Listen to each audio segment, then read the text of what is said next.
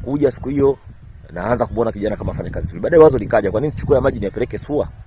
Ndio nikachukua maji nikaenda nikapeleka SUA. Na report karibia kitabu kizima hivi la report nitakuonyesha. Report kana inaonyesha kiachana masuala mengine pH haiko juu sana, 7 point something, sio mbaya kwa kilimo, lakini kuna madini mbalimbali ambayo yanasababisha kwamba ukipanda mmea wote ukimwagia na kufa. Kisima hiki tumekichimba very deep. Lakini pamoja na kuchimba very deep huwezi kuamini ndio changamoto. Tutasolve vipi tatizo? Tukamwa tuunganishe maji ya pili. Tukachukua maji ya Moruasa.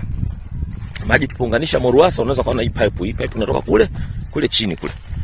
Of course hichi kisima cha mwanzo cha mkono kilikuwa cha majaribio. Kwa hiyo hii pipe inatoka kule chini kabisa.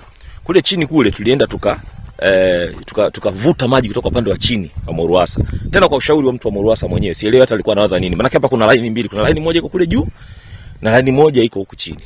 Sawa? Sisi tutachukua line ya juu na nikiamini kwamba kwa sababu ya slope jinsi ilivyo. Sawa?